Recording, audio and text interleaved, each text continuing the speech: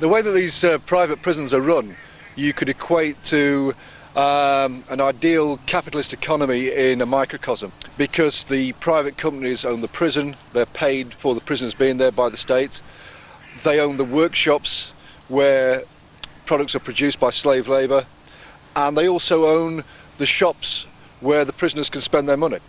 The private prison companies have their charges, the prisoners, in the position that capitalism would ideally like all its workforce. They're at work, and when they're not at work they're locked up, and they're there to start the next day. They don't have days off sick, they're not allowed to have days off sick. They can't go on holiday, they can't hide and pretend to be ill. They're always there available to produce for the company, and everything that they earn goes back to the company. So the company really maximises its profit from those prisoners.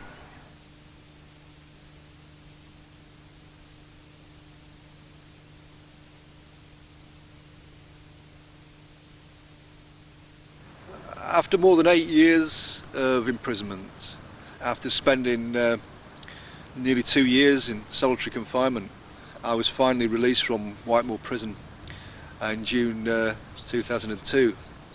When the day of my release came, it was a bright sunny day, and I remember being walked from the prison reception to the gate.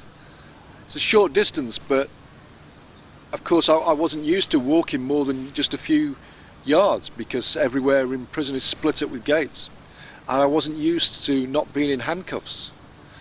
I wasn't used to seeing the sky, so to see the horizon and feel the sun on my face and arms, that in itself was a novelty, because in all my time in prison I'd never had a view over the prison wall. All I'd had to look at was concrete and steel.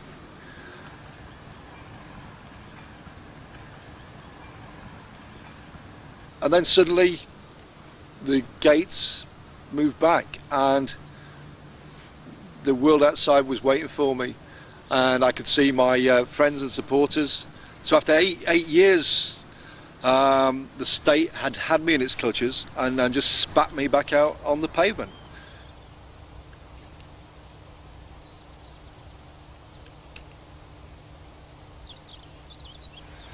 I've been a political activist all my life.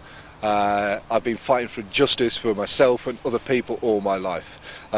This has not made me a friend of the state, it's made me very much an enemy of the state. It's marked me out as somebody they do not like. When I was active, my most politically active in the 70s and 80s, my house would be raided, I would be searched, I would be stopped in the street, I would be arrested, I would be beaten up, the police would try to fit me up in the way that they eventually did in 1994, when they took advantage of a situation where I had been attacked to send me to prison for 12 years. And of course, when I went into prison, nothing changed. Because I wasn't prepared to surrender, I was constantly marked out for special treatment. When I was first in HM Prison Doncaster, I was the prisoners' representative, elected by the prisoners, basically acting as a shop steward, negotiating with the enemy from in this case, a position of great strength, communicating across barricades. And what happened was that when they eventually were in a position, of strength, they ghosted me. I was moved, basically taken off the wing, out of the prison, to get me away from the other prisoners, to prevent any solidarity action. So that was the first time I was ghosted. I was moved from there to Lincoln Prison. That was the first time that I was moved out of 22 successive times that I was moved while I was in prison in the next 8 years. I've always refused to work in prison. I'm not going to assist the state in terms of running my own imprisonment, in terms of keeping the place clean, in terms of making bars, in terms of making uniforms for screws. I'm certainly not going to help some private company profit from my incarceration. And so I always refused to work, and was punished for it as a result. I had days added to my sentence. I spent long periods in segregation because of that. If you're a prisoner, you are forced to work. It's compulsory. If you don't work, you are punished. You have no rights. You have no trade union rights. You have no health and safety rights. You have no minimum wage. The state or the private company that imprisons you can really treat you as they want. They can exploit you in whatever way that they want.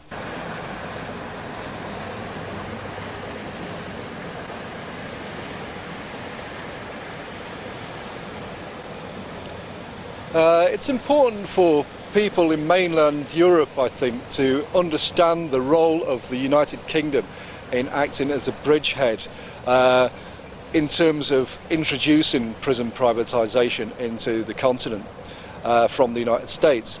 Since the Second World War, Britain has existed very much as Airstrip 1, as an additional state of the USA. Private prisons routinely neglect their prisoners because as capitalist companies they're constantly looking to make more profit, and they will make cutbacks wherever and whenever they can. That's intrinsic to what they're doing. But they do have a legal duty of care to the prisoners they are put in charge of. One of the ways that was routinely ignored, HMP Doncaster, actually sued the prison successfully for breach of a duty of care.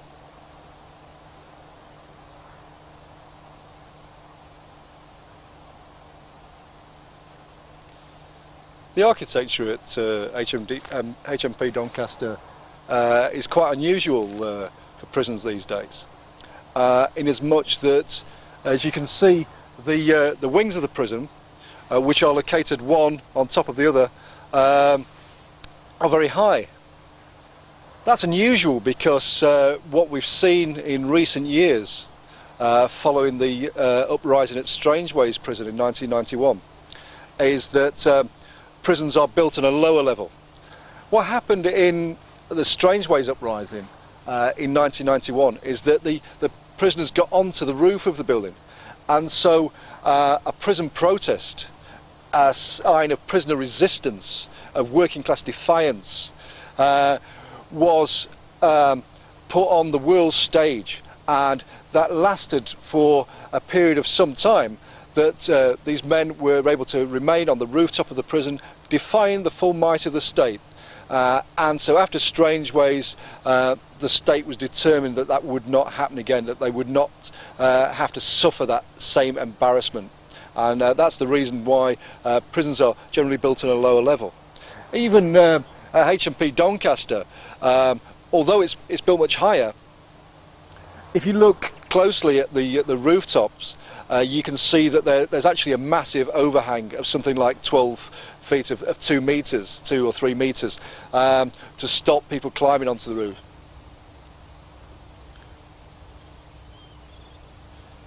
The prison is split up into 3 house blocks. Each house block has 4 wings. And a man was trapped in a cell that was on fire. A very dangerous position to be in. And when the prisoners tried to find a screw to unlock the door, we couldn't find a screw on the entire house block. Not one. And the prisoners actually had to rescue the man themselves. It's a wonder that there weren't more deaths. Some of the things I saw there were absolutely appalling. It ended up with basically prisoners being forced to run the prison, in the sense that we provided for ourselves. The wing I was on, which was a particularly militant wing, the screws were literally frightened to come on there, and all they used to do was push the food on there 3 times a day, when they eventually got that together, and the rest of the time we would take care of ourselves. After a few weeks, I transferred down onto C Wing, which was the most militant wing, known as Beirut, and on that wing really we had complete control over it.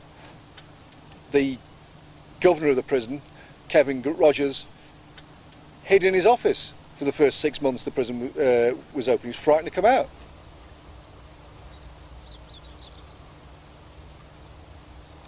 In the 1980s, the British prison population was very high.